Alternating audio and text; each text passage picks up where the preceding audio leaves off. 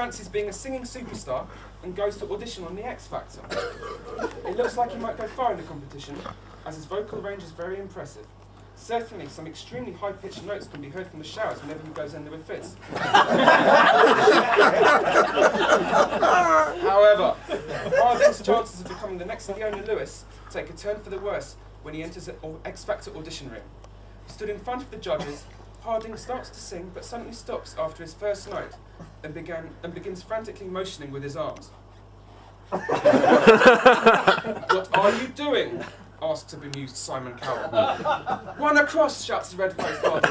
"One across!" The judges ignore him, and Harding eventually composes himself again. But he can only manage one more note before he storms over to Louis Walsh and shouts, "I'm not going to sing another note until all the judges are moved across to the leg side." Then, matters worse, Harding storms over to Cheryl Cole and says, "You're the youngest. Why aren't you in the scorebox all the time?" Needless to say, Harding does not make it through to boot camp.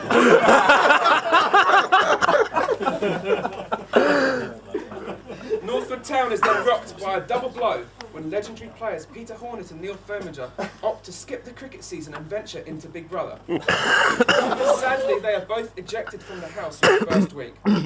Hornet was chucked out after viewers phoned the police to complain of a large and suspicious package inside the house. and one that could cause some serious damage if activated.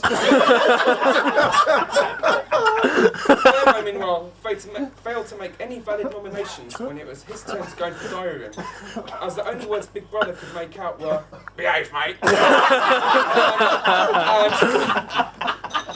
"Spicy in the top." Sadly, there were no housemates in the series who go by those titles. Also, it didn't help that Firmo consumed the first week's entire rations of booze and pork pie salads single-handedly.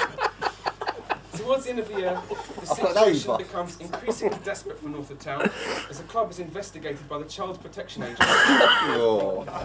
No, nothing to do with certain antics by first teamers after the 2008 end-of-season do.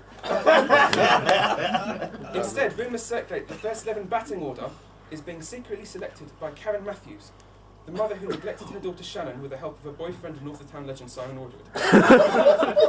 having examined the first 11 batting order, the Child Protection Agency officially warned Northwood Town that the regular positioning of Scott Walker and John Armitage at numbers 10 and 11 constitutes serious mistreatment of the nation's youth. Alas, no concrete evidence is ever found Karen Matthews' involved. An undercover investigation by the Sun newspaper reveals that Jonathan Ross and Russell Brand were not behind the offensive messages left on the answer phone of Andrew Sachs and were totally framed for their actions. In a bid to find the true culprit, the Sun releases an audio file of the message online. It goes a little something like this. "Hello, Manuel, it's Phil.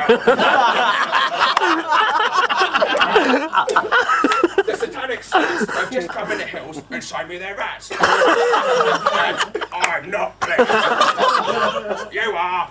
Anyway. one former Northwood Town member steps forward to identify this mysterious voice.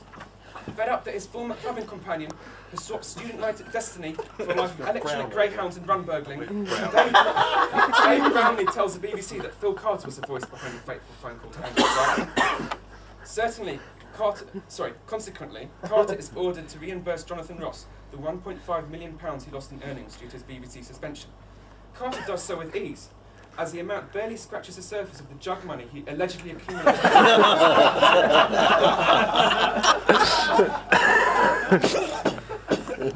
Get that camera off me.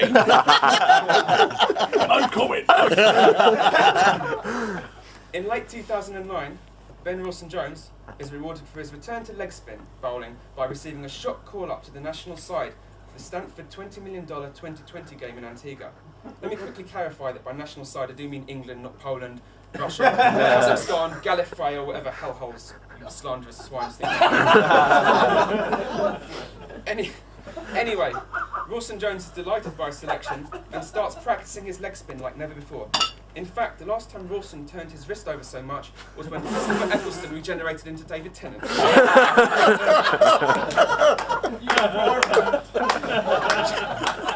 Tragically though, he never gets on the plane to Antigua.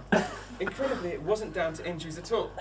It was more a case of Rawson managing to score fifth-row tickets for a Girls Aloud concert at the O2 Arena on the same night as the 2020 final.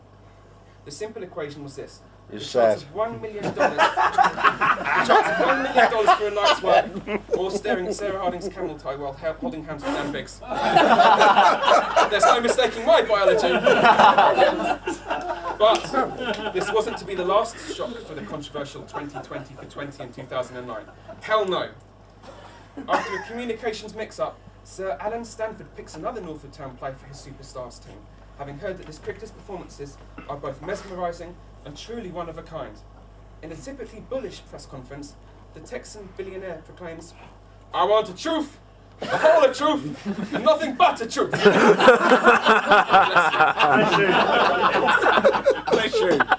However, Stanford's wildcard selection comes back to haunt him in the last ball of the game, with England needing a 6 to win. Attempting a slog sweep. Attempting a slog sweep, Kevin Peterson dollies up a catch to a truth at mid-wicket. No fucking But chance. But somehow the town legend manages to palm the ball over the boundary for 6, despite the rope being a good 60 yards away. Alan Stanford is not pleased. And on that bombshell, I hope my outpourings haven't been too painful or too hard to take in. That's what he said. Good night, much love, it's been emotional. Oh.